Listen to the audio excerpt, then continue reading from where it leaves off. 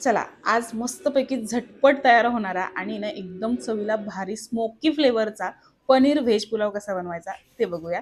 तर बघा, राईस शिजायला घालून इकडे मी भाज्यांची तयारी करायला घेतली. भाज्यांमध्ये ना फक्त मी गाजर घेतले, पनीर घेतले आणि शिमला मिरची घेतलेली आहे आणि बटाटा घेतलाय. तर ह्या भाज्या तर आपल्या घरामध्ये असतातच, फक्त पनीर विकत आणायला लागतं या पनीर व्हेज पुलावसाठी.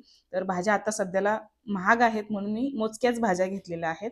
तर ह्या सगळ्या भाज्या माझ्या चिरून झालेल्या आहेत आणि राईस सुद्धा शिजवून झालेले. तर बघा, मसाले भात आणि पुलाव यामध्ये फरक हा असतो की आहे ना, पुलाव जो असतो तो राईस वेगळा शिजवून मग पुलाव बनवलेला असतो, म्हणजे परतून केलेला असतो.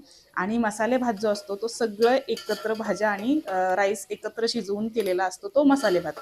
मला कमेंटमध्ये एकदा विचारलं होतं म्हणून मी हा फरक सांगितला इथे.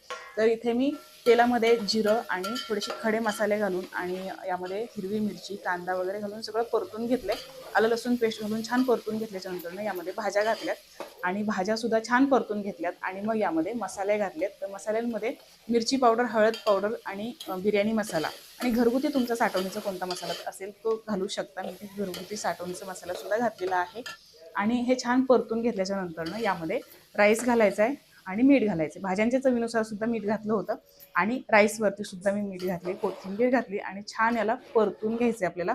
परतून झाल्याच्या नंतर पुन्हा यामध्ये थोडीशी कोथिंबीर घातली आणि या पनीर पुलावला आपण दम देणार आहोत. तर स्मोकी फ्लेवरचा आपल्याला पनीर पुलाव करायचा आहे म्हणून आहे ना, इथे मी कोळशाची धुरी देण्यासाठी याला ठेवलेला आहे आणि कोळशाची धुरी देताना मी इथे बटरचा वापर केला आहे, तूप संपलं होतं म्हणून. तर इथे हा स्मोकी व्हेज पुलाव आपला बनवून तयार झालेला आहे. तर हा स्मोकी व्हेज पुलाव खूप मस्त लागतो, खूपच छान बनतो चवीला. नक्की या पद्धतीने एकदा तरी हा स्मोकी व्हेज तवा पुलाव बनवून पहा. चला आता स्वराजने हा खायला घेतलेला आहे. चला तर मग तुम्हाला हा व्हिडिओ आवडला तर लाईक करा, शेअर करा आणि चॅनलला सबस्क्राईब करायला विसरू नका.